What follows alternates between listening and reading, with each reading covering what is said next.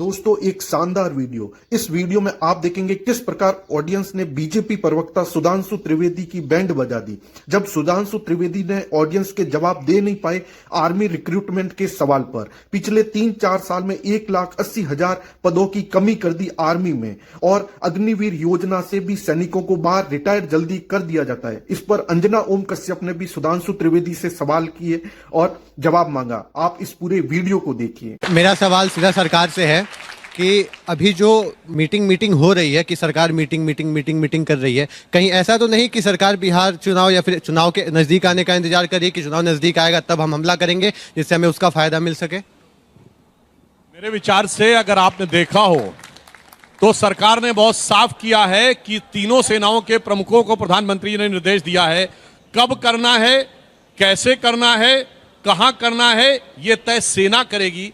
जो हमारे दोनों सेना के प्रमुख लोग बैठे हैं यह प्रोफेशनली तय किया जाता है, यह पॉलिटिकली तय नहीं किया जाता है, क्योंकि हमारी सेना प्रोफेशनल है, पाकिस्तान की तरह पॉलिटिकल नहीं है।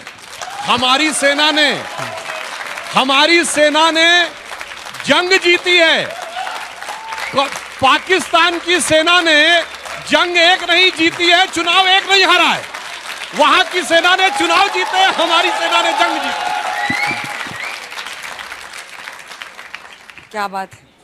मैं तो देख रही थी कि तालियां रुकेंगी तो फिर सवाल लिया जाएगा। सर मेरा क्वेश्चन ये है कि जैसे जिसने देश देखता है फ्रांस या जर्मनी, 2 वर्ल्ड वॉर। खबर आ रही है, एक सेकंड। अमरावती से प्रधानमंत्री मोदी का बड़ा बयान है जो हम आपको बताना चाहते हैं। सिर्फ हथियार नहीं, एकता भी हमारी ताकत है। प्रधानमंत्री नरेंद्र मोदी ने अमरावती में दरअसल कई जो परियोजनाएं हैं उसका उद्घाटन करने के लिए वो गए हुए हैं और वहीं पर अपने संबोधन में उन्होंने कहा है भारत की एकता भारत की ताकत है। आइए आपको सुनाते हैं उन्होंने क्या कहा।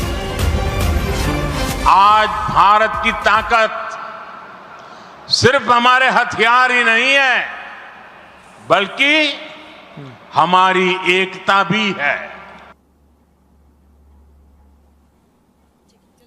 सर माय क्वेश्चन इज, जब फ्रांस और जर्मनी जैसे देश 2 वर्ल्ड वॉर लड़ने के बाद भी आपस में अपने रिलेशन सही कर सकते हैं तो इंडिया पाकिस्तान ऐसा क्यों नहीं कर सकता? बताइए सुधांशु जी। बहुत अच्छा सवाल किया है। देखिए यही दुनिया को समझना चाहिए। जापान और अमेरिका लड़े थे, सेकेंड वर्ल्ड वॉर के बाद दोनों ठीक हो गए। आप ये समझिए यहूदी और ईसाई सदियों तक लड़े, उसके बाद दोनों एक ठीक हो गए। एक जहनियत चाहिए समझने के लिए, मगर क्या कहें, जिसको ये समझ ही नहीं है कि डेवलपमेंट क्या होता है उसे कैसे समझाएं। जिसे ऑन द लाइटर नोट में कह सकता हूं, समझ के समझाओ उसको जिसके की समझ है, और जो समझ के ना समझे समझो कि वो ना समझ है। अंजना जी देखिए एक मिनट, एक सेकंड, देखिए इशू मिलिट्री है। देखिए इन मिलिट्री इश्यूज में जब तक एक पार्टी को बुरी तरह से नहीं हराया जाता, जैसे जर्मनी बुरी तरह हारा, जापान बुरी तरह हारा, जब तक हम पाकिस्तान को बुरी तरह नहीं हराएंगे जब तक ये भाईचारा हो ही नहीं सकता। ये मेरी गारंटी है। सर बेगम हिंदुस्तान में है और सोहर पाकिस्तान में, और बच्चे खड़े हैं राशन की दुकान में, और ये कहां लिखा है संविधान में? सर हमारे देश की जो एजेंसी है उनसे इतनी बड़ी चुके कैसे हो गई कि बेगम हिंदुस्तान में रह रही है और सोहर पाकिस्तान में, और जो उनके बच्चे हैं यहाँ पे पढ़ाई कर रहे हैं, कुछ बच्चे पाकिस्तान में रह रहे हैं। सर अगर इतनी बड़ी घटना नहीं होती तो शायद ये चीज को हम देख नहीं पाते और उजागर नहीं हो पाता, और हमारे देश की जो एजेंसियां उससे बड़ी इतनी बड़ी चुके कैसे हुई? सुधांशु सर।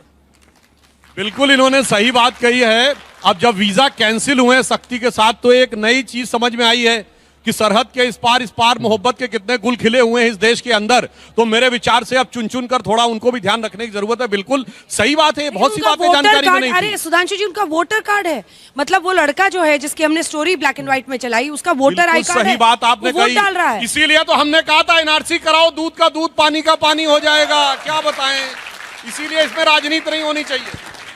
नमस्ते, मेरा नाम जुविका है। मेरा आर्मी ऑफिशियल और डिफेंस ऑफिशियल से ही क्वेश्चन है। सर आर्मी में 3 साल से ना के बराबर रिक्रूटमेंट हुआ, उसके बाद 1,80,000 से उनकी पोजीशंस कम कर दी गई। तो इसमें इस अटैक से पाकिस्तान की इविलनेस तो दिखती है पर कहीं ना कहीं हमारी सिक्योरिटी की कमी भी दिखती है। तो इस पे आपका क्या?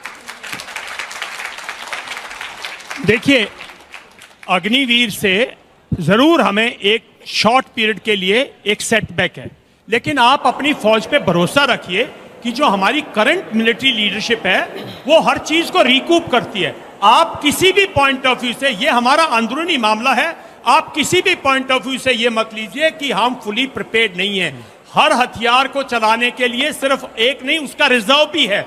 तो ये सोचना भी बिल्कुल नहीं कि हमारी शॉर्टकमिंग्स जो हैं वो इंटरनल है हमारी। आप मिलिट्री लीडरशिप पे भरोसा कीजिए। हमारी जो ट्रेनिंग है, हमारी जो प्रोफेशनलिज्म है, उसका दुनिया में बेटा कहीं कोई मुकाबला नहीं है। तो कोई ऐसी शॉर्टकमिंग नहीं है, ये सिर्फ एक शॉर्टकमिंग क्योंकि हम लोगों ने एक मुद्दे को हमने कहा इस मुद्दे को हम दूसरी तरह करना चाहते हैं, वो हमारा इंटरनल डिस्कशन है, लेकिन शॉर्टकमिंग्स नहीं है। अतुल जी, एक पॉइंट का क्लैरिफिकेशन में करना इनको बताने के लिए बच्चों को, ताकि समझ में आ जाए। देखिए पहले क्या होता था कि अगर 20-20 किलोमीटर पे एक जीप रहती थी जिसमें 4-5 लोग सर्विलेंस करते रहते थे। We required lot of man power. आज ड्रोन के थ्रू आप ज्यादा क्लियर पिक्चर के थ्रू बहुत कम मैन पावर में उस बात को देख सकते हैं, लो ऑर्बिट के सैटेलाइट के थ्रू देख सकते हैं। तो टेक्नोलॉजी का प्रॉपर यूज करने की वजह से भी कई बार रिक्वायरमेंट। मैं सुधांशु जी इसमें एक पर्सपेक्टिव ऐड कर देता हूं। माउंटेनियर्स अपन एक कोर्स बनाया था जिसमें 92,000 सैनिकों की भर्ती होनी थी। आपकी बात सही है कि ड्रोन टेक्नोलॉजी से तो हम लोग विजिलेंस रख सकते हैं, लेकिन माउंटेन में फाइट करने के लिए लोग लगते हैं। मैं कोई टीका टिप्पणी नहीं कर रहा हूँ। माउंटेन में फाइट करने के लिए सैनिक सिपाही ही लगता है, सोल्जर ही वहाँ फाइट कर सकता है। हम लोग जान सकते हैं, लेकिन फाइट करने के लिए हमें लोग लगते हैं। आप मुझे 1 मिनट दीजिए। मिलिट्री पॉइंट ऑफ व्यू से बाकी मैं कहना नहीं चाहूंगा। एक पॉइंट ऑफ व्यू जरूर है। आपने जो सवाल पूछा है, आप किसी भी एडवांस्ड एयरफोर्स को देख लीजिए, किसी भी एडवांस्ड आर्मी को देख लीजिए। हमें एक एग्जांपल लेना चाहिए यूसैफ का, यूनाइटेड स्टेट्स ऑफ एयरफोर्स का, United states of American army का। आप जैसे जैसे टेक्नोलॉजी का लेवल बढ़ता जाएगा, उसकी एक्यूरेसी और प्रिसिशन बढ़ता जाएगा, लोगों की आप देखेंगे नंबर्स कम होते आते हैं। Numbers do not dictate the power. Please remember, if today I have, आपने बहुत सही बात बताई, जो माउंटेनियस रेंज है, जो टनल रेंज है, जो टेरेन है, उसमें चाहिए लोग। लेकिन इससे कोई मतलब नहीं है। हमारी और पाकिस्तान की, हमारी और चाइना की, उसमें आदमी की अहमियत है, मैन बिहाइंड द वेपन उसकी अहमियत है, उसको कोई रिप्लेस नहीं कर सकता। लेकिन मैं आपको विश्वास दिलाता हूं कि हमारे अंदर जो रिजर्व्स हैं, अपनी मिलिट्री लीडरशिप पे आप ये भरोसा रखिए। एक और खबर आ रही है, जो रिजर्व्स हैं वो सफिशिएंट है पाकिस्तान को डील करने लिए। और पिछले 6 साल में बेटा 35 से 37 साल के कम से कम भी 2,50,000 रिटायरीज हैं। कभी भी रिकॉल कर लेंगे, वो तो हमारे सोल्जर्स हैं ना। आप लड़ाई लड़िए सुधांशु जी, और लंबी लड़ाई लड़िए। पाकिस्तान को जब तक लड़िए जब तक उसको खत्म नहीं कर दें। दोस्तों, इस वीडियो में आपने देखा किस प्रकार अंजना ओम कश्यप और ऑडियंस ने, जो वहां पर पब्लिक थी, उन्होंने बीजेपी प्रवक्ता या बीजेपी नेता सुधांशु त्रिवेदी की ऐसी की तैसी कर दी, जब उन्होंने पहलगांव अटैक पर, जहां पर वहां सुरक्षा का कोई भी आदमी नहीं था, उनको ऐसे ही भेज दिया गया। 2 से 3 हजार लोगों के बीच में कोई भी एक सुरक्षा कर्मी, आर्मी मैन कोई नहीं था। तब इन्होंने रिक्रूटमेंट पर सवाल उठाए।